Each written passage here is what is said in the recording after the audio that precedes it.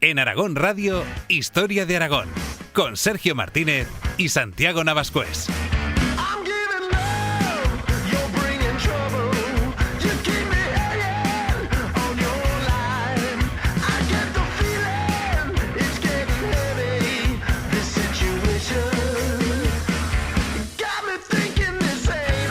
Aragón no es tierra de mar, pero sí es un lugar cuyos habitantes han soñado y sueñan con el mar. Comenzando con esta premisa, no fueron pocos los aragoneses que, a lo largo de los siglos, pusieron su granito de arena en las exploraciones del mundo y que desmienten esa idea de que el Reino de Aragón nunca aportó nada a la navegación. Hubo aragoneses como Pedro Porter, Melchor de Alavés, Félix de Azara o el fraile Francisco Garcés, que recorrió Arizona, California o el mítico Río Colorado. ¿Cómo fueron las historias de estos exploradores aragoneses? Soy Sergio Martínez, en la técnica está Óscar Tomás y os doy la bienvenida a este viaje por la historia de Aragón en Aragón Radio.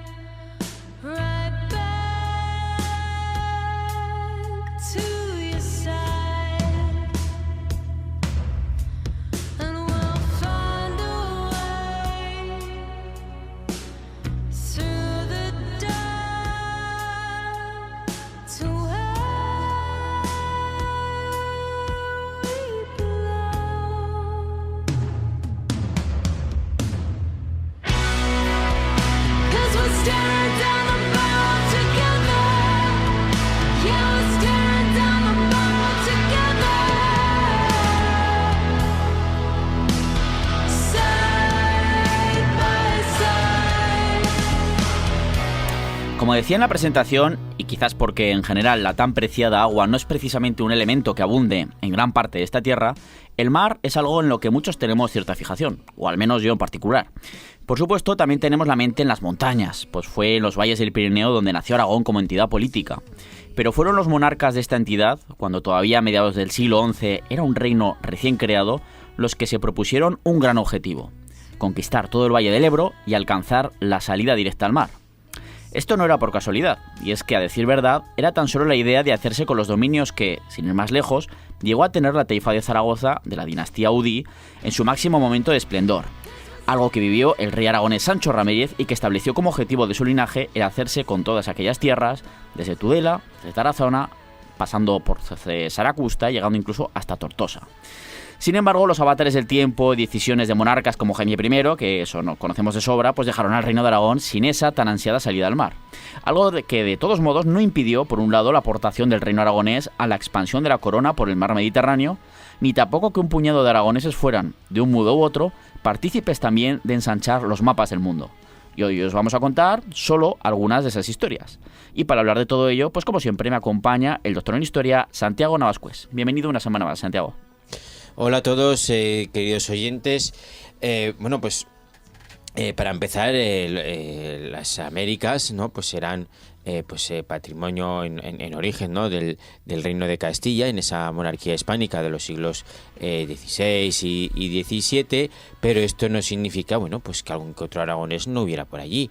Y luego, con la aplicación de los decretos de Nueva Planta, en que se imponen las leyes de Castilla en Aragón, desaparecen los estados de la Corona de Aragón, se unifica todo en un solo estado, pues ahí a partir del siglo XVIII los aragoneses empiezan a pintar en América exactamente lo mismo que los castellanos, ¿no? Y hay pues bastantes aragoneses, sobre todo en el siglo XVIII, que no quiere decir que no hubiera anteriores, ¿no? No, y empiezas a contar y a lo tonto hubo unos cuantos. Claro, unos cuantos, pero sobre todo en el siglo XVIII pues hay unos cuantos nombres muy interesantes. Es que vemos incluso virreyes en América, estos virreyes que eran la máxima autoridad solo por debajo del propio monarca, pues que eran aragoneses. Ahora no recuerdo el nombre, pero hubo uno, por ejemplo, que era originario de Luceni, de la comarca de tu pueblo, de Gallur, pues de la ribera alta del Ebro, pues por ejemplo fue virrey. Ahora me viene un poquito porque justo me ha venido a la cabeza, no recuerdo si fue del virreinato de Nueva Granada, que sería actualmente Venezuela. No recuerdo ahora mismo, pero bueno, estuvo por ahí en esa época. Pero bueno, la cuestión es que, en fin, pues es algo importante. Desde luego lo hemos ido desgranando en otros programas. Hay algún episodio en el que hablamos precisamente de aragoneses en América, en el Nuevo Mundo. Hicimos pues un relato. Pero bueno, antes de empezar, este tema es uno al que volvemos, como digo, de vez en cuando, pero porque creemos que es muy pero que muy importante hacerlo, ya que siguen apareciendo por ahí voces que niegan la participación del Reino de Aragón, la tontería esta, ¿no? En esa ya mencionada, por ejemplo, expansión de la corona aragonesa por el Mediterráneo, ¿no? Algo que ya que desmentimos ampliamente, por ejemplo, en el episodio 10 de la tercera temporada, en el que hablamos precisamente de ello, así como de la guerra en el mar en la Edad Media, ¿no? Y ahí desmentimos con datos, pues que el Reino de Aragón no tenía puertos, ¿cómo iba a participar? Pues sí, lo hizo en menor medida, pero lo hizo, ¿no? Un episodio que ya sabéis, ese episodio de la tercera temporada que tenéis como siempre disponible para escuchar en podcast en todas las plataformas y en el que tenéis las claves para desmentir ante cualquiera pues esa fake news, ¿no? A ver, no hay más que ver también los grabados que hacían los presos en la Aljafería cuando fue prisión, ¿no? Que hay bastantes pues con motivos navales. Sí, bueno, alguno... bueno, hay casos curiosos, hay incluso el caso del siglo XVIII precisamente de un inglés que estuvo ahí, que pone su nombre y tal, pero también hay galeras, como estabas diciendo, claro. Esos grabados en lo que eran las cárceles, barquitos, pues es verdad, sí. Y hay grandes almirantes también aragoneses, ¿no? Algunos vamos sobre todo en el siglo XVIII. Hoy vamos a mencionar, y en el siglo XVII incluso también, sí. Todavía cuando existía el Reino de Aragón. Efectivamente. Lo vamos a mencionar, ¿no? Pero eso, curiosamente, no se suele negar, o sea, sí que se le niega a Aragón esta participación, curiosamente no se le suele negar a los extremeños, por lo que sea, que participaran activamente en las exploraciones y conquistas en América en el siglo XVI. Igual es porque formaban parte del antiguo Reino de Castilla. Sí, no lo sé, pero ahí no se suele poner en duda. Y Extremadura, lo que es mar, tampoco es que tenga, evidentemente, ¿no? Pero ahí están los Hernán Cortés, Pizarro, etcétera, que son tremendamente conocidos y en cambio, pues nunca se pone en duda pues esa aportación. ¿Y por qué entonces, pues hay gente que pone en duda la participación del Reino aragonés en la expansión del Mediterráneo por parte de la Corona de Aragón? Pues bueno, pues ahí ya sabemos lo que hay, ¿no? Pero para eso tenéis esos episodios en el que lo comentamos y así podéis desmentirlo a cualquiera. Pues por eso, por estas razones, queremos poner aquí nuestro granito de arena para que esos exploradores aragoneses pues nos suenen a todos cada vez más. Y el primero del que vamos a hablar va a ser precisamente de alguien que probablemente suene el que menos de todos los que vamos a comentar, el que más tiempo le vamos a dedicar, porque a los otros hemos ido hablando en alguna ocasión, hay que mencionarles, ¿no? Pero hay uno que hasta ahora nunca habíamos hablado. Y este señor se llamaba Francisco Garcés. ¿Qué nos puedes contar de este aragonés que, bueno, que al final fue todo un explorador, Santiago? Bueno, pues en realidad se llamaba Francisco Hermenegildo Tomás Garcés. Lo que pasa es que, bueno, pues para los amigos, Francisco Garcés. Lo dejamos en eso, a Francisco Garcés para los amigos. Eso es. Bueno, pues ¿quién era este hombre, este señor? Vale, pues era un aragonés que nació en la localidad zaragozana de Morata de Jalón el 12 de abril del año 1738 y que acabó siendo uno de esos muchos misioneros que participaron pues en la exploración y en los intentos de colonización por parte de la España de Carlos III de lo que hoy en día es toda la parte oeste de los Estados Unidos. Sí, porque todo esto que no sale en las películas y el salvaje oeste realmente esas incursiones ya empezaron antes de la llegada de los anglosajones con los Estados Unidos expandiéndose en el siglo XIX por esa zona. Sí, que ya parece que lo descubrieran todos ellos y obvian, bueno, pues el pasado español, ¿no? Tan importante que tuvieron. Muchas veces sí. Un pasado pues que ha quedado bastante oculto, ¿no? Pues por el imaginario colectivo anglosajón, pero que incluso hasta en muchas de las viejas películas del oeste se menciona en muchas ocasiones esas viejas misiones españolas que no fueron otra cosa que puntos desde los que establecer unas líneas de suministro, comunicación, evangelización y colonización de unos territorios enormes y en los que todavía en el siglo XVIII los europeos pues apenas habían hecho acto de presencia. Exactamente. Ahí, ¿quién no ha escuchado alguna vez viendo alguna película de estas que te ponen precisamente aquí en esta casa en Aragón Televisión? Creo que la siguen poniendo en plan, vamos a la vieja misión española, ¿no? Pues eso, eran esas edificaciones, esos complejos que estaban en esa época casi en medio de la nada, pero que sirvieron precisamente para esos inicios de colonización europea, en este caso española, en lo que sería actualmente el oeste de los Estados Unidos. Pues es ahí en ese comienzo en el que estás comentando, en el que estás poniendo ese contexto, sobre todo en ese siglo XVIII y especialmente durante el reinado de Carlos III. Carlos III de Borbón, Carlos III de España. O sea, teóricamente la monarquía española reclamaba la propiedad sobre toda esa región del oeste de los actuales Estados Unidos y pertenecía al virreinato de la Nueva España, cuya capital estaba en Ciudad de México. Pero en realidad eran territorios a los que hasta entonces pues tampoco se les había hecho mucho caso. O sea, era también una zona desértica, ¿no? en muchos tramos, y tan solo el afán expansivo y sobre todo las noticias de la llegada de los rusos a Alaska atravesando el estrecho de Bering con la consiguiente amenaza de que empezaran a bajar hacia el sur hasta California, pues hizo que Carlos III comenzara a enviar expediciones a la región en la segunda mitad del siglo XVIII. Sí, para decir, señores, este territorio me pertenece a mí, a su majestad Carlos III, así que, señores rusos, por favor, quédense en su parte del continente, que aquí están molestando, ¿no? Claro, es lo que tú decías, son territorios amplísimos que no decían, no, es que estaban despoblados, no, ahí estaban las diferentes tribus indias que nos encontramos en esa zona, ¿no? Algunas de ellas muy poderosas, algunas pues más pacíficas, otras más celosas de su territorio ante un dominador extranjero. Y al final, pues no se había hecho hasta entonces mucho porque son territorios muy amplios, muy difíciles de controlar, muy caros de controlar y de los que además tampoco es que se pudiera sacar un rédito. Es decir, mucha rentabilidad. Si hubieran descubierto, si hubieran tenido la noticia de, no, es que en tal punto hay una, yo que sé, al lado del río Colorado hay una pedazo de mina de oro que conocemos o de plata, te aseguro que se habría llegado muchísimo antes, ¿no? Pero claro, como en esas noticias, aunque estuvieran esas minas, pues no se conocían, pues bueno, al final esto hizo que hasta entonces no se le hiciera mucho caso, pero claro, cuando ya se te mete una segunda potencia, como en este caso Rusia, que es curioso, ¿verdad? Y Rusia y España llegando incluso a pegarse a una tortilla pequeña, pero... Sí, o sea, Rusia desde Alaska bajaría hacia el sur y España desde pues el norte de México y California hacia el norte. Claro. Y en esas expediciones, por parte de España, ¿no? Bueno, de Carlos III, de la monarquía de Carlos III, fueron clave precisamente esas misiones que se van estableciendo en esos puntos que acaban creando unas rutas de comunicación en las que había pues pequeñas guarniciones militares y por supuesto los famosos misioneros, ¿no? Pues este aragonés llamado Francisco Garcés fue uno de esos misioneros y fue todo un explorador. Como decíamos, nació en el año 1738 en Morata de Jalón, siendo su tío, que se llamaba Domingo, una de las personas que más influyeron en su vida. Era el párroco del pueblo y fue quien le enseñó las primeras letras y seguramente pues empezó a dirigirle también hacia la carrera eclesiástica. Sí, tiene toda la pinta, ¿verdad? Y es que Francisco pues tomó los hábitos cuando tenía 15 años y lo hizo con la orden de los franciscanos, iniciando entonces su formación teológica en el convento de San Francisco de Calatayud. Sí. Fue finalmente ordenado ya en el año 1763 para ser enviado ese mismo año a América junto a otros religiosos, llegando a ese virreinato de la Nueva España, estando destinado a la ciudad de Santiago de Querétaro, situada a unos 230 kilómetros al noroeste de la Ciudad de México. Claro, y allí estuvo durante los años siguientes este señor, este aragonés, ahí paseándose por América, en este caso pues en ese virreinato de la Nueva España, que sería actualmente territorio del actual México, ¿no?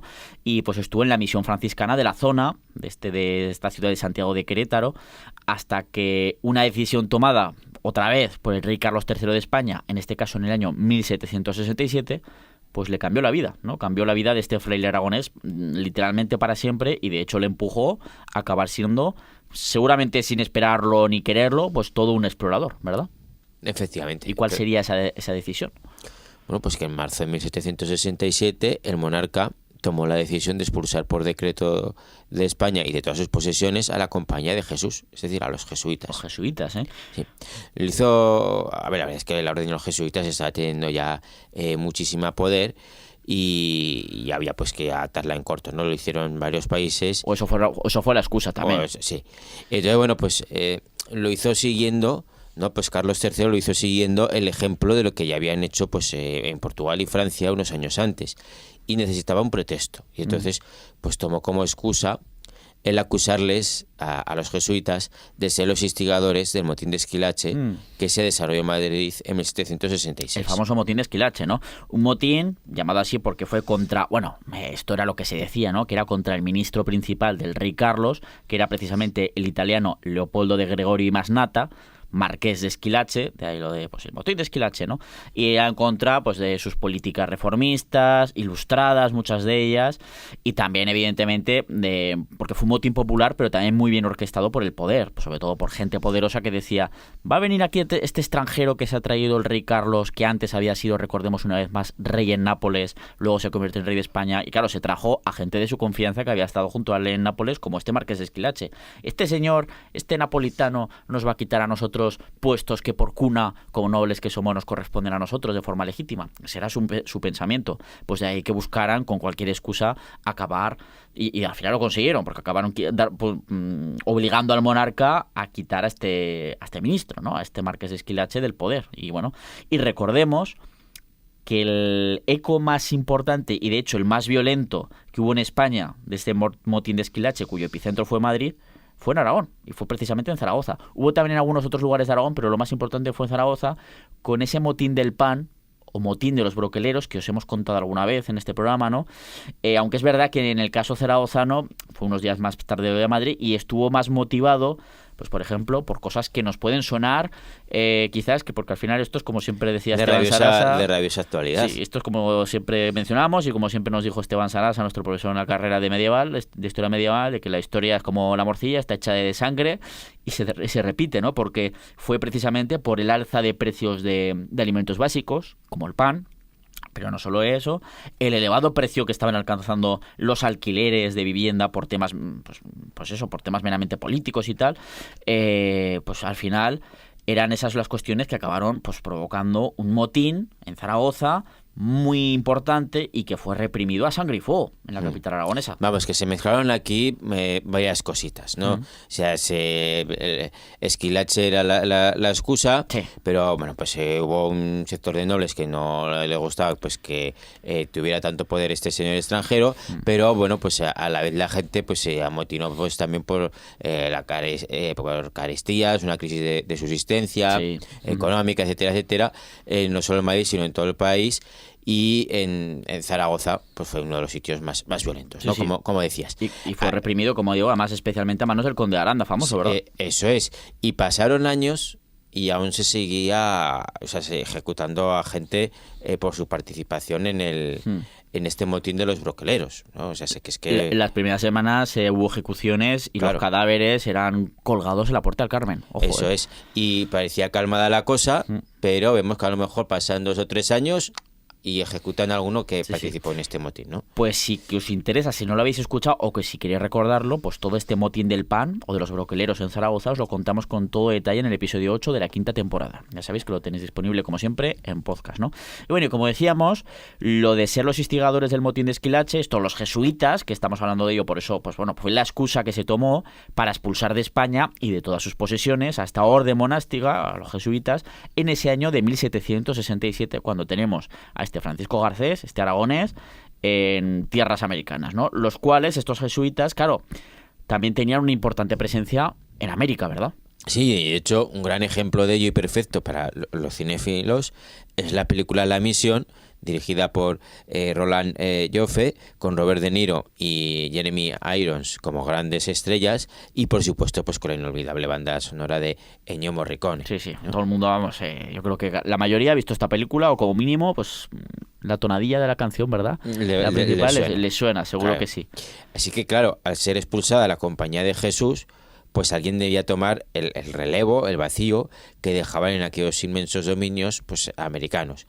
Y es en ese momento que órdenes religiosas como la de los franciscanos, en la que está el aragonés Francisco Garcés, toman importancia, claro, pues asumen muchas de las posiciones en las que hasta entonces estaban los jesuitas. Claro, muchas misiones quedan abandonadas o semi-abandonadas porque los jesuitas han sido prohibidos, no pueden seguir llevando a cabo su labor y por lo tanto pues alguien tiene que llenarlas, y se acude a otras órdenes monásticas como esos franciscanos que dices, ¿no? Claro, por eso este acontecimiento es tan clave en la vida de Francisco Garcés, porque bueno, pues hace que lo manden a una de estas misiones que eran de los jesuitas, ¿no? Y aquí tenemos a este Francisco Garcés, que es destinado en el año 1768 a la misión de San Javier del Bac, a donde llegó el 30 de junio, en una zona situada, esta misión, en la actual frontera prácticamente entre México y Estados Unidos actualmente, ¿no? De hecho, no muy lejos de la ciudad estadounidense de Tucson, ¿no? Esto que aparece en las películas hoy, Tucson, Arizona, ¿no? Que además era una zona, pues que en esa región, pues claro, que era de las zonas más al norte que tenía el Virreinato de Nueva España en esa época. Solía estar acosada por los apaches, por los indios apaches. Esta misión de San Javier del Bac, donde es destinado ya en este momento, en 1768, llega a mitad de año, pues este Francisco Garcés. Era un lugar un poco inhóspito.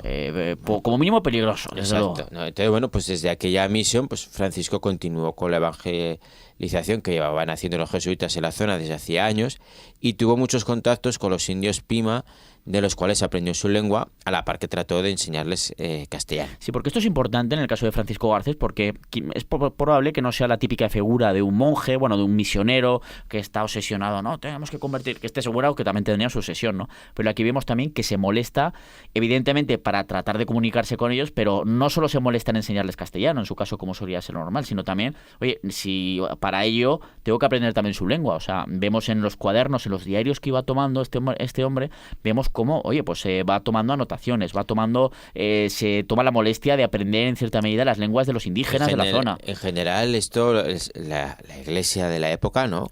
La iglesia española lo llevaba haciendo durante siglos, ¿no? Lo de intentar aprender las lenguas indígenas, ¿vale? Para, bueno, pues evangelizarles, ¿no? Claro, era la misión principal que se establecían, claro. Luego estaban las los objetivos que realmente solían ser los principales de verdad, que era pues el dominar una región para luego poder explotarlo económicamente, obviamente, ¿no? Pero bueno, al final esto era lo que se establecía como objetivos.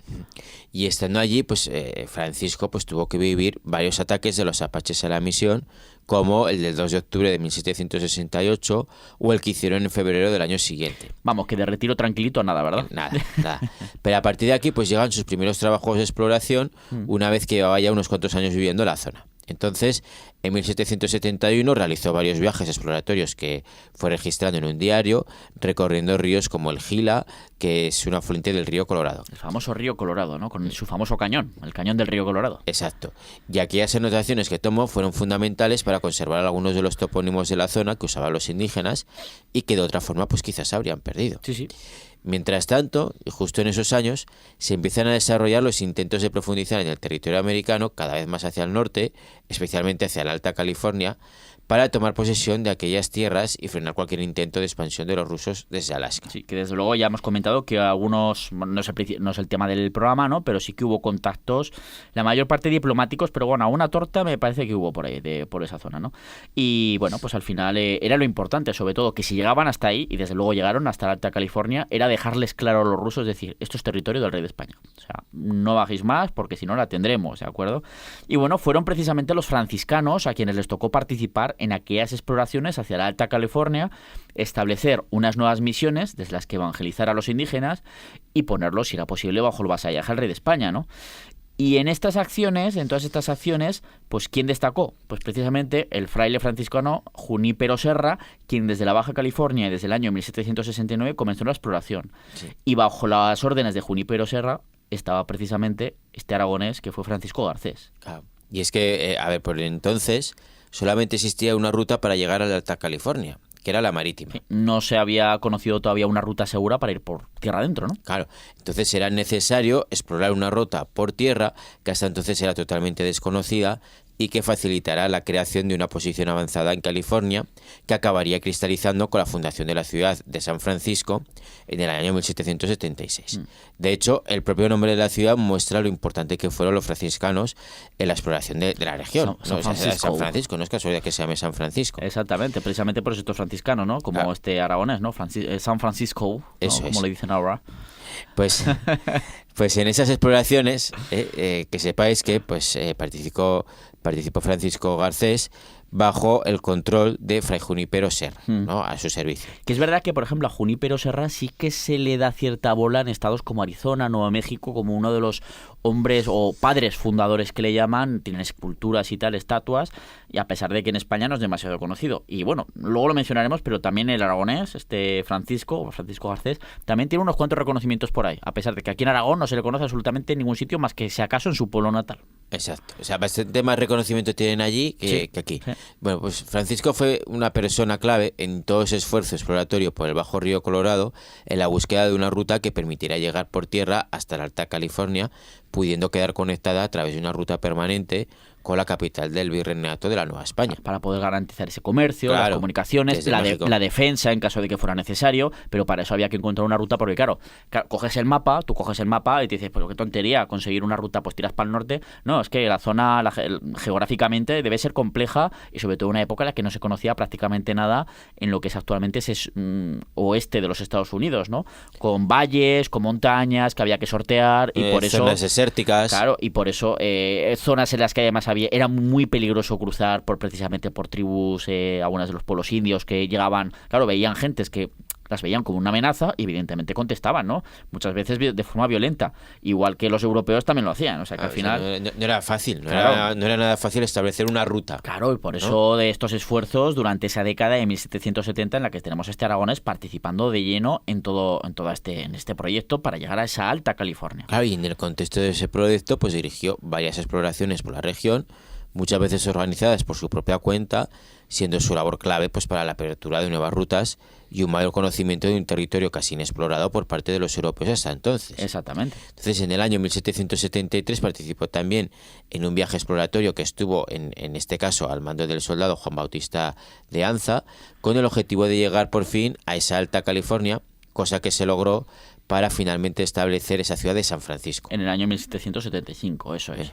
Por eso Francisco Garcés, le volvió a acompañar después en una segunda exploración, pues a este señor, a este Juan Bautista de Anza, le acompaña de nuevo en ese año de 1775, ya que en la exploración anterior, en el 73, han más o menos descubierto una ruta más o menos segura para llegar, y dice, pues ya que lo hemos descubierto, vamos a hacer un segundo viaje, ahora ya para establecer una posición permanente y para llevar población, aunque fueran pocos, ¿no? Colonos. Exactamente, Claro, llevar colonos. el objetivo era llevar colonos allí y pues ese viaje volvió pues a registrarlo en su diario, trazando una nueva ruta, gracias a la cual se fundaron dos nuevas misiones en 1779 en los linderos del río Colorado, que fueron la misión Puerto de Purísima Concepción, siendo asignada a Garcés a esta, y la de San Pedro y San Pablo de Vicuñer, ¿no? Allí pasó el Aragón en sus últimos años, tratando infructuosamente pues de mantener tratos amistosos con la tribu de los Yumas, situados en el lugar, hasta que finalmente pues un ataque de estos el domingo 17 de julio de 1781 provocó la destrucción de la misión y la muerte de prácticamente todos aquellos que la habitaban, incluido el mismo Francisco Garcés. Que de hecho su cuerpo no se encontró hasta tiempo más tarde. Bueno, al final, la verdad es que fue un final para el pobre, para este Francisco Garcés, pues violento, pero bueno, era la situación también de meterte en territorio que era considerado que no era tuyo. Exactamente, realmente, ¿no? Claro. De gente que llevaba siglos viviendo ahí. Y bueno, a pesar, lo que estábamos comentando, que a pesar de ser muy poco conocido en Aragón, la enorme importancia de su labor como explorador que hemos estado comentando, de este aragonés, pues ha hecho que reciba varios reconocimientos. Por ejemplo, en la localidad de Yuma, en Arizona, que recoge precisamente esta ciudad, pues el nombre de los Yuma, de esto que al final acabaron precisamente e irónicamente con su vida, pues en esa localidad de Yuma, en el estado de Arizona, hay una estatua erigida en su honor, de Francisco Garcés. Al igual que hay otros homenajes, por ejemplo, en Bakersfield, California, y también una placa en la ciudad de San Bernardino. También tiene un par de placas, y esto curioso porque este suele ser un lugar en el que suele ir más gente, ¿no? En Las Vegas. En Las Vegas. En las mismísimas Vegas, Sí, ¿no? sí. O sea, una en el Parque Lorenzi y otra en la iglesia del Ángel de la Guarda, contando además pues con toda una avenida que le recuerda, Sí, que sí. es la avenida Garcés. Claro, es que tiene Garcés Ave, ¿no? Pues esto que suele ir a Google Maps. A ver, no os penséis que es la avenida famosa en la que salen todas las películas, con todos los carteles de neón y todo esto, ¿no? No, Porque al final Las Vegas es muy grande, pero oye, que es curioso que un señor de Morata de Jalón tenga una avenida nada más y nada menos que en Las Vegas, ¿no? Pues al fin, con lo conocida que es Las Vegas, pues es curioso pues que tenga también homenajes, realmente tres homenajes allí. Estos dos que hemos comentado y además la propia avenida. Una muestra de que no se ha olvidado ni mucho menos el legado de este explorador aragonés. Pero, desde luego, este Francisco Garcés no fue el único que hizo sus pinitos como explorador en el mundo.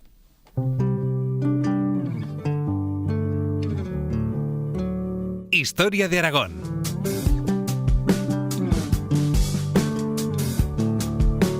Con Sergio Martínez y Santiago Navascués.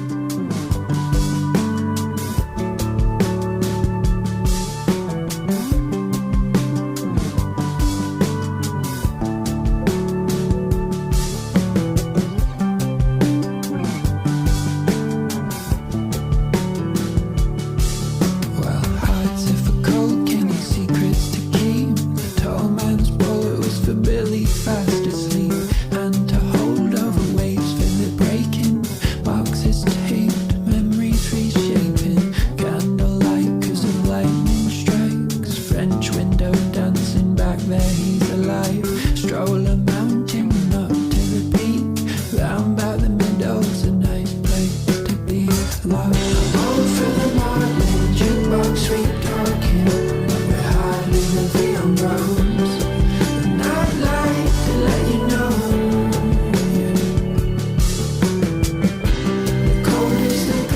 hemos empezado en el siglo XVIII con la historia de Francisco Garcés. Ahora nos toca ir pues hasta el inicio, el siglo XVI, el inicio de esas exploraciones precisamente por el Nuevo Mundo, para contar la historia de Melchor de Alavés. No fue el primer aragonés que llegó a América, ni mucho menos, aunque probablemente sí que fue el primer turolense en hacerlo. Una vez que la monarquía, todavía con los reyes católicos en el poder, se quitó de en medio, de malas maneras realmente, o aprovechó la situación para quitarse a Cristóbal Colón y ese enorme poder que en su momento habían firmado ellos también, le habían otorgado en las famosas capitulaciones de Santa Fe que habían firmado ambas partes, Colón con los reyes católicos, con Isabel y Fernando, y que dio lugar a ese primer viaje famoso en 1492, pues luego, a partir de que se lo quitaron de en medio, claro, le habían nombrado almirante de la Mar Océana, es que le habían prometido un montón de cosas. Gobernador de todas las tierras que descubriera, a perpetuidad y para sus descendientes. Que si hubieran sabido lo que estaba entre manos, lo que se iba a descubrir, no lo hubieran prometido todo eso, no hubieran firmado todo eso, claro. Claro, pues eso, es que al final, claro, el viaje, recordemos, bueno, esto no tiene nada que ver con el programa, pero el viaje originalmente, el propio objetivo de Colón no era llegar a América, porque no sabía que existía, era llegar a Zipango, a Japón. Claro, en Japón ya había señores gobernando, etcétera, y claro, se imaginaba que, pues bueno, este Colón pues podría gobernar pues alguna posición que les dejaran establecer en la costa para poder comerciar. No se esperaban con un continente entero. No todo un continente, claro. Y claro, bueno, pues al final que el caso es que aprovecharon las quejas que había sobre Colón, se lo quitaron de en medio y a partir de entonces la monarquía siempre se cuidó mucho pues de controlar todo tipo de exploración, todas las campañas de conquista. Algo que, pues esa monarquía, tanto con los reyes católicos como después, durante los reinados de Carlos V y de su hijo Felipe II, pues claro, veía vital que toda actividad estuviera auspiciada directamente por la corona, con su permiso, para que aquellos que las llevaran a cabo, estas expediciones, dependieran totalmente de esta. Y nadie tuviera, digamos, demasiadas apetencias de hacerse con demasiado poder en un lugar tan lejano al que luego sería muy difícil someter. Imagínate, yo que sé, que uno de estos señores, que a uno lo medio intentó o soñó con ellos, claro, seguramente, tipo Hernán Cortés hubiera dicho, pues yo ahora me quedo aquí, me proclamo rey y ven tú desde Europa, envíame un ejército, con lo claro que es hasta aquí, hasta el otro lado del mundo. Y destróname. Pues podría haber pasado. Y destróname y di que esto es tuyo, ¿no? Claro, esa era la problemática y por eso siempre se celó por mantener controlado o intentarlo al menos absolutamente todos los detalles que tenían que ver con el Nuevo Mundo. Claro, pero una cosa era la voluntad de la monarquía y otra cosa es que lo pudiera conseguir, ¿no? Porque le salió, bueno, alguno que otro, más o menos lo consiguió. Había discolos, pero más o menos lo consiguió. Le salió uno que otro un poco rebotado, ¿no? O sea, aún así, pues, bueno, pues hubo gente que trató de salirse de la línea marcada, ¿no? Como comentábamos, realizando expediciones que se tildarían de ilegales, pero que a la postre pues dieron pingües beneficios a la monarquía. Y aquí entra Hernán Cortés, a quien hace falta, pues, queremos presentar. Ya creo que no. Se le conoce, ¿no? A Hernán Cortés. Sí, yo creo que sí. Para bien o para mal se le conoce. El caso es que gracias a ese control que la monarquía ejerció, o al menos intentó, sobre todo lo que iba y venía de América, dando el monopolio de los viajes hechos legalmente a la Casa de Contratación de Sevilla, conocemos parte de la historia de Melchor de Alavés, que fue el primer turolense que sepamos que pisó América. Exactamente. Y claro, cuando decimos legalmente, pues claro, todo lo que viva con permiso de la corona tenía que pasar por ese monopolio de la ciudad de Sevilla. Mercancías, personas que iban y venían, todo tenía que estar totalmente registrado. Sí. Lo que no quita que empezara a haber viajes ilegales, tanto de comercio como de directamente pasar gente. Sevilla se convirtió por eso, bueno, pues en una especie de Nueva York de la época. Una de las ciudades más ricas, donde también había uno de los lugares donde más diferencia había entre los más ricos y los más pobres también. Claro, eso es. Bueno, entonces, pues en Sevilla quedó registrado el momento en el que este señor, este aragonés, este turolense, este Melchor de Alavés, ¿no? Eso es, pues decidió probar suerte en el Nuevo Mundo y en el que el momento en el que intentó buscar, como muchos otros, aventuras y una oportunidad pues de lograr riquezas a costa de lo que fuera. Una prueba más este señor de que los aragoneses también podían ir al Nuevo Mundo, porque estamos en el siglo XVI, recordemos, o sea, más a los inicios.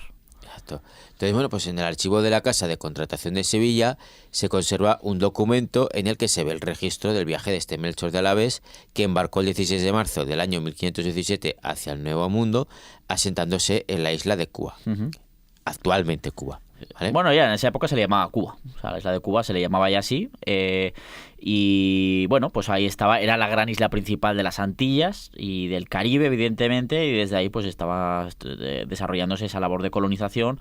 Y es verdad que todavía sí que se había llegado al continente, pero todavía no se había realizado ningún tipo de asentamiento permanente, lo que es el continente americano en sí mismo, ¿no? O sea, poco más se sabe de su vida hasta entonces, ¿no? Pues en el registro apenas dice que era natural de la ciudad de Teruel y que era hijo de Pedro de Alavés y de Constanza Marín. Uh-huh.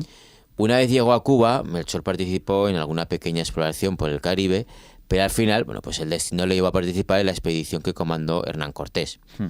En principio era una misión de rescate, Sí. pero el extremeño la aprovechó para explorar el continente, atraído por las historias de las enormes riquezas que allí había.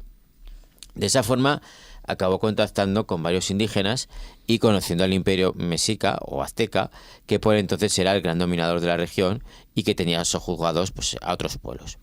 Y como ya sabemos, bueno, pues Cortés aprovechó el descontento de estos pueblos para aliarse con ellos y conseguir finalmente la conquista de este importante imperio, cuyo territorio fue la base para crear más tarde el enorme virreinato de la Nueva España. Sí, el que hemos mencionado antes, a donde siglos más tarde acabaría llegando Francisco Garcés, precisamente.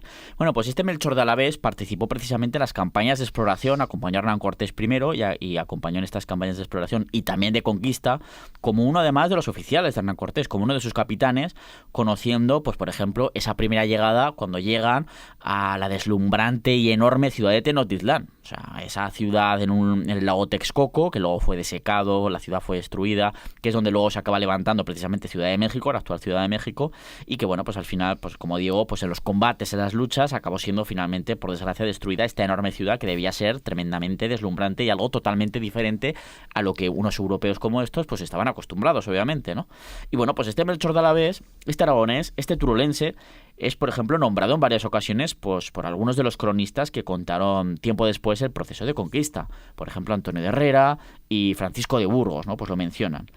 Y bueno, finalmente, pues ¿qué acabó ocurriendo con este señor, con este Melchor de Alavés, Santiago? Pues que acabó convirtiéndose en un encomendero en el valle de Oaxaca, recordando que el sistema de las encomiendas pues fue el que se instauró para evangelizar a los indígenas y supuestamente para protegerlos con las leyes creadas por la monarquía, pero que en la práctica pues acabó siendo un auténtico sistema de esclavitud por parte de los encomenderos, ¿no? Muchas veces, que usaban a los indígenas para trabajar la tierra de forma indiscriminada en muchas ocasiones. Y saltándose las leyes que establecía la monarquía. Que una cosa es que existan las leyes y otra cosa es que a veces se cumplieran en muchas ocasiones, ¿no? Que no hay que olvidar las dos caras de la moneda. Que otras monarquías, otros imperios, pues desde luego ni se les ocurrió establecer leyes de protección de los indígenas, o al menos en cierta manera, como sí que fue el caso en este caso, pero otra cosa es que, bueno, pues estas leyes muchas veces fueran aplicadas o no. Que al final es lo que hay, ¿de acuerdo?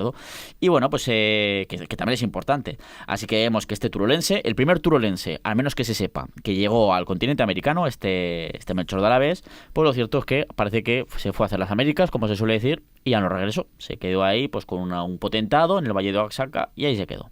Y bueno, pues este sería otro de esos aragoneses exploradores y conquistador, en este caso, que estábamos mencionando. Ahora podemos pasar a otro, que este sí que le dedicamos un episodio entero, pero claro, es que son personajes que tenemos que hablar, ¿no? Y en este caso, pues bueno, ya hemos hablado, como digo, ampliamente de este, y estamos hablando de Pedro Porter y Casanate, ¿de acuerdo? Que esto nos lleva al siglo XVII, ¿verdad? Eso es. Bueno, pues ¿de dónde era este señor? Bueno, pues aunque ya hemos hablado ampliamente de ellos en otras ocasiones, ¿no? Pues bueno, pues fue un zaragozano, ¿no? Un navegante aragonés de gran importancia en su época, también por sus logros pues a lo largo de su carrera en la Armada, y que pues en cambio, una vez más, pues es totalmente desconocido por la mayor parte de la gente. A mí me parece increíble, y más con la historia que tiene. Efectivamente, porque da para película, ¿eh? O sea, este Pedro Porter participó en batallas navales, fue ascendiendo en el escalafón llegando a ser capitán de navío, e incluso vivió experiencias como el ser capturado por piratas en el Mar Caribe. Claro, que es aventura tras aventura y bueno, pasarlo mal también. ¿No? Una batalla vio cómo se hundía el barco en el que estaba su hijo y fallece su hijo, o sea, que tiene drama y todo absolutamente esta película. O sea, esta historia que, como bien dices, es que se merece una película, ¿no? Sí, no, es una historia, bueno, pues alucinante. También fue gobernador en Sinaloa, México, así como gobernador de Chile y almirante de la Mar del Sur, es decir, del Océano Pacífico, siendo estos sus últimos cargos. Anda, que no mola ese cargo, ¿Usted a qué se dedica? Soy almirante de la Mar del Sur, o sea, del Océano Pacífico. Casi nada, ¿no? Y gobernador de Chile. Pero si otra cosa le caracterizó fue también a este zaragozano, hasta Pedro Porter, su afán personal, en este caso además literalmente personal, no impuesto, exploratorio, ¿no? A mediados del siglo XVII, por ejemplo, todavía no se sabía si la Baja California, volvemos otra vez a esa zona, ¿no?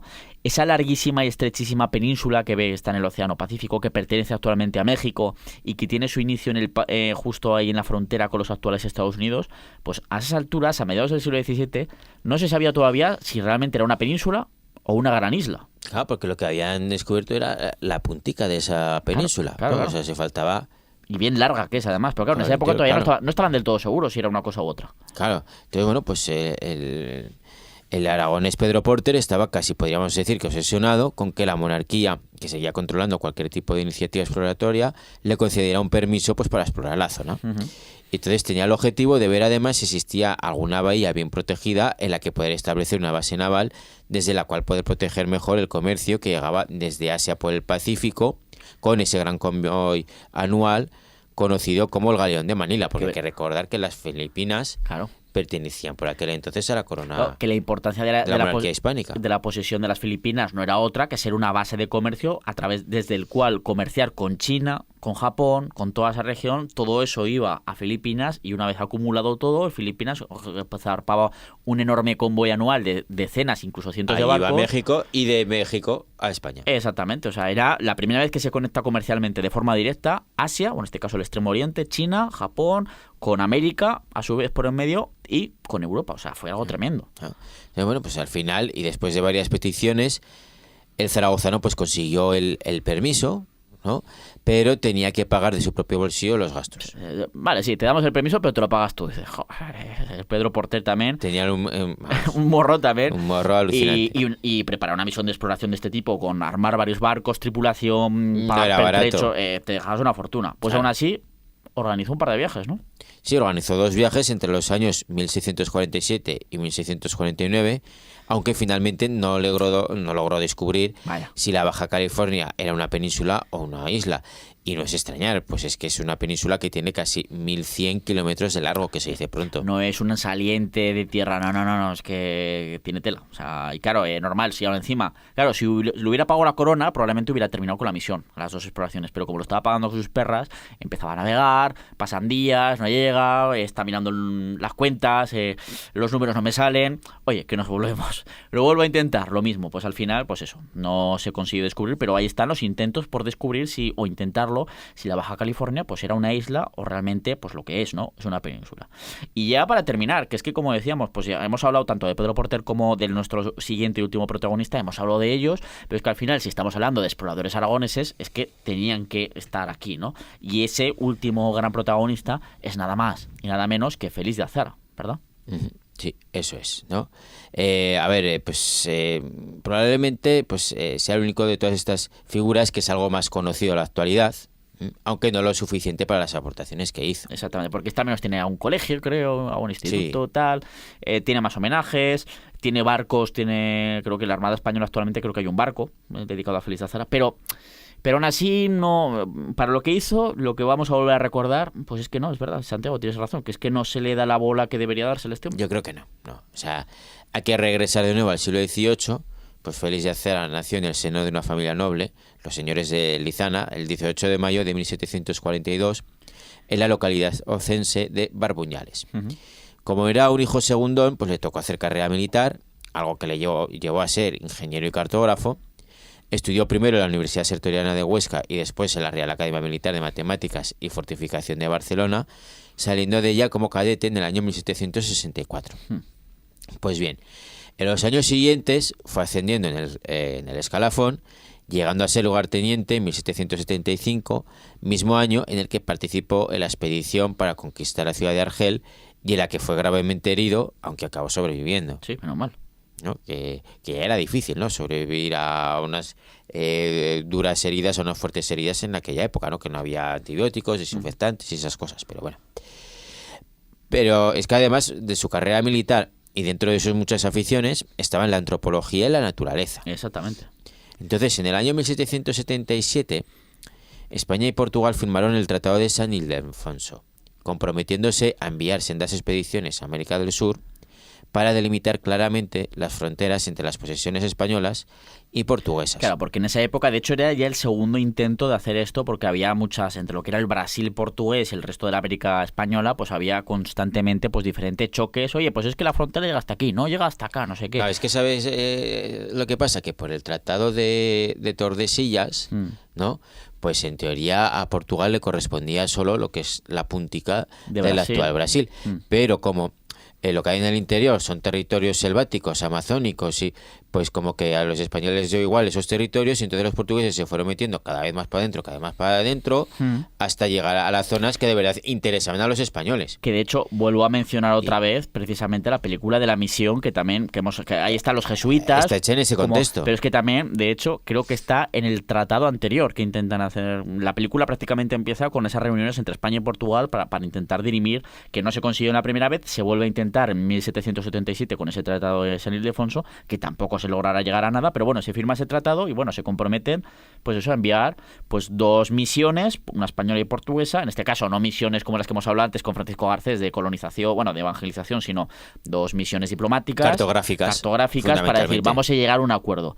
Y el encargado como oficial del ejército, ingeniero y cartógrafo de dirigir la comisión enviada por España fue este aragonés, este ostense, Félix de Azara, que llegó a la zona del actual, más o menos, Paraguay en el año 1781. ¿Y qué pasa a partir de entonces? Bueno, pues que la parte portuguesa jamás hizo acto de presencia. Ay, qué pillines. Pero claro, en ese momento pues no lo sabía, que no iban a ir nunca jamás los portugueses, y ante la tardanza, pues Félix de Azara pues comenzó a hacer una serie de viajes exploratorios en los que describió más de 400 especies de la flora y fauna que se iba encontrando, siendo prácticamente la mitad pues todavía desconocidas por entonces por los europeos, ¿no? Sí. Y la verdad es que tuvo tiempo para ello, pues permaneció en la zona 2 décadas. 20 añitos, te mandan para unos 6 meses, un año como mucho, y te pegas 20 años ahí en Sudamérica y dices, bueno, yo qué sé. Y bueno, es que al final lo importante es que gracias a estas investigaciones y a lo que él fue viendo, Félix de Azara acabó por empezar a hablar, aunque es cierto que todavía de forma muy rudimentaria, de esa teoría de la evolución de las especies. Algo a lo que llegó, una conclusión a lo que llegó décadas más tarde el británico Charles Darwin, pero que sin trabajos como los de este aragonés, sin duda, le habría sido mucho más complicado llegar. O sea, que al final tuvo una enorme importancia toda esa labor que hizo durante 2 décadas en Sudamérica este aragonés, este ostense, Félix de Azara, ¿verdad? Para llegar a la teoría de la evolución de las especies. Eso es, pero no solo se dedicó a explorar, o sea, se también colaboró en el establecimiento de pueblos en las fronteras entre el actual Uruguay y Brasil, siendo la fundación más importante de la zona que realizó el aragonés el municipio de San Gabriel de Batoví. Creo que ahora se llama solo San Gabriel, bueno, en portugués, que no sé cómo se llama San Gabriel, São Gabriel. Que hoy en día pertenece a Brasil y que cuenta con más de 60.000 habitantes. Y hay que decir también que, bueno, pues en gran parte pues las fronteras que actualmente tienen los estados de Paraguay y de Uruguay, que deben mucho a este señor, porque si no hubiera sido por este señor, quizás serían territorios brasileños, quién sabe. Luego hay guerras por ahí. Exacto. Sí, eso se cambia mucho tiempo después con las independencias, hay guerras entre los estados, pero bueno, sobre todo tuvo mucha influencia. Y especialmente la población, en la construcción o fundación de nuevas ciudades como San Gabriel de Batoví, o ahora, como he dicho, São Gabriel, ¿no? Algo así sería. Jugaba fútbol a calle o algo así, ¿no? En portugués. Falo portugués. Bueno, ya vale que si no me van a echar. El caso es que, bueno, como vemos, pues este ostense también tuvo una enorme importancia en esta región como explorador, como naturalista y también como, bueno, pues esa misión de fundar, que no fue el único, no sé, este señor se fue ahí al campo y digo, voy a fundar aquí una población, no, pero participó en esas comisiones fundadoras, ¿no? Eso es. Entonces, bueno, pues en 1801 le permitieron regresar a España, siendo los años siguientes pues retratado nada más y nada menos que por otro aragonés ilustre y universal, que no fue otro que Francisco de Goya y Lucientes. Francisco de Goya, este me suena de algo. Que quién no lo conocerá. A mí me suena de algo este señor. Recordemos, por si acaso, que igual hay oyentes que no lo saben, tenemos una serie aquí en Aragón Radio, una serie de episodios, que si no recuerdo mal son 10, que son Los secretos de Goya, que los tenéis disponibles en podcast en aragonradio.es, en iVoox, no sé si está en Spotify también, pero bueno, en iVoox y en aragonradio.es y también en historiaaragón.com tenéis esos 10 episodios que no es que estén dedicados exclusivamente, como otros programas, a la obra y arte de Goya, que también hablamos de ello, además con ficciones sonoras, sino que hablamos más del contexto histórico que vivió, la época que vivió. Un Goya que nace en época de la Ilustración, del absolutismo ilustrado en Europa, y que acaba falleciendo en plena época de las revoluciones liberales y pues los inicios de las constituciones, etcétera. Es decir, un mundo totalmente en cambio y que, por supuesto, pues afectó a toda su obra de Goya. Así que ahí os lo digo, pues Los secretos de Goya, si os interesa, pues ahí tenéis esos 10 episodios que duran media horita cada uno y que están, oye, está mal que lo digamos nosotros, pero que están chulos. Yo creo que nos quedaron chulos. Y nada, pues aquí esta historia de los exploradores aragoneses que os hemos contado. Estos Francisco Garcés, sobre todo la figura menos conocida de la que hemos hablado, Pedro Porter, tenemos aquí a este gran Félix de Azara y también a Melchor de Alavés, ese primer turolense, pues que en principio, que sepamos, pues el primero que pisó tierras americanas. Y hasta aquí llega el programa. Y bueno, pues si vamos descubriendo que los hay, otros exploradores, pues en el futuro, pues ya haremos una segunda parte. Si se tercia y bueno, si nos lo decís en comentarios, si nos lo pedís, pues buscaremos, ¿verdad? Santiago, como siempre nos quedamos ya sin tiempo, así que nada, nos emplazamos para seguir hablando de historia aragonesa en el siguiente episodio. Hasta la próxima. ¿Te interesa la historia? Recupera este y todos los programas en Aragón Radio Podcast.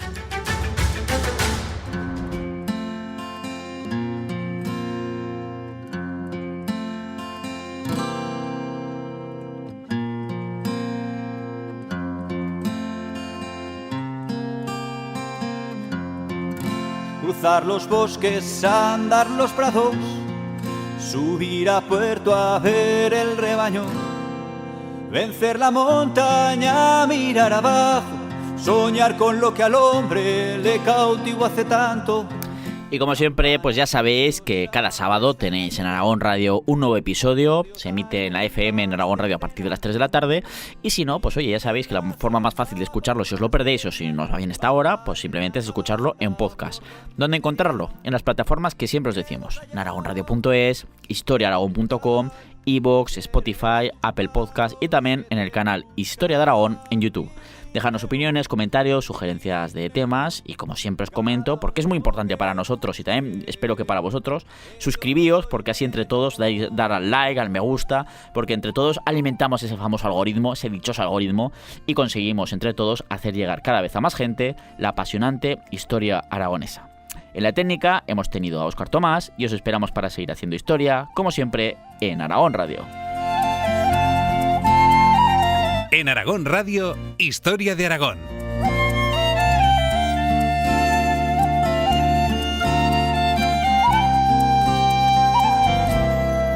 Contar a chicos, escuchar a viejos, antiguas batallas de caballeros, tallar en piedra la vida de tantos hombres y mujeres que por ti pasaron. Ver chesos en Oza, plantar batalla, ansótanos la foz, la cabaña, jugar con la vida y ganarse el pan, hacer contrabando por la de Roldán. Quedo callado si preguntan, que eres tú para los que te buscan. Pirineo, Pirineo, cada uno que busque, que yo no soy menos.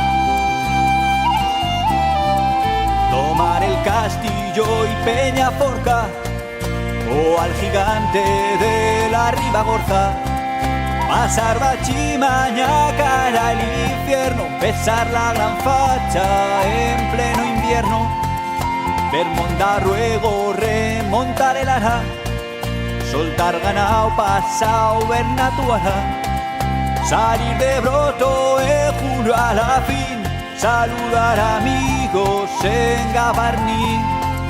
Quedo callado si preguntan, que eres tú para los que te buscan. Pirineo, Pirineo, cada uno que busque, que yo no soy menor.